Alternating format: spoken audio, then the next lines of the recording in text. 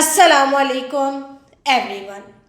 آج ہم ایک ایسے گناہ پر بات کرنے جا رہے ہیں جو ہمارے معاشرے میں عام ہو چکا ہے کہ کاروبار میں جھوٹ بول کر مال بیچنا۔ لیکن کیا ہم یہ جانتے ہیں کہ یہ صرف جھوٹ نہیں، یہ برکت کو مار دینے والا زہر ہے۔ اللہ تعالیٰ قرآن میں فرماتے ہیں، تباہی ہے ان لوگوں کے لیے جو ناپ تول میں دھوکہ دیتے ہیں۔ اس آیت میں صرف ناپ تول نہیں، ہر وہ دھوکہ شامل ہے جو فائدے کے لیے دیا جائے، چاہے مال کی تعریف جھوٹ سے کرے یا پھر خرابی چھپا کر مال بیچے۔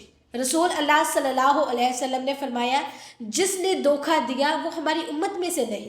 سوچنے والی بات ہے، تھوڑا سا پروفٹ کمانے کے لیے بولا گیا جھوٹ انسان کو نبی صلی اللہ علیہ وآلہ وسلم کی امت کی صف سے الگ کر دیتا ہے۔ اور آج کل ہمارے بازاروں میں عام الفاظ کیا ہیں؟ یہ مال بالکل فرسٹ کلاس ہے، بس آخری پیس ہے، لاس میں دے رہا ہوں۔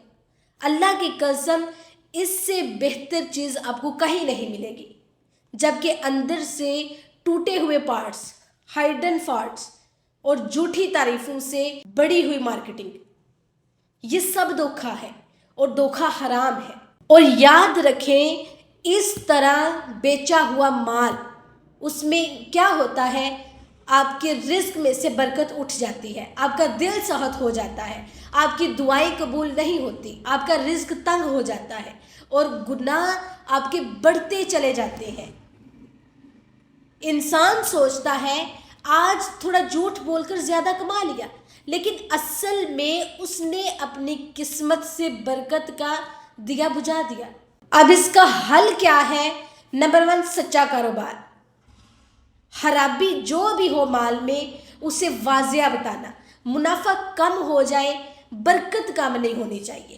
ہر ڈیل میں ایمانداری سے کام لے۔ رسول صلی اللہ علیہ وسلم نے فرمایا، سچا اور ایماندار تاجر قیامت کے دن انبیاء، صدیقین اور شہداء کے ساتھ ہوگا۔ سوچئے، ایک سچا کاروبار آپ کو کس مرتبے تک اٹھا سکتا ہے۔ یاد رکھیں، دنیا کا منافع کچھ بھی نہیں، اگر آخرت کا نقصان ساتھ ہو تو ہمیں وہ کام نہیں کرنا چاہیے جو کام ہمیں جہنم کی طرف لے جائے۔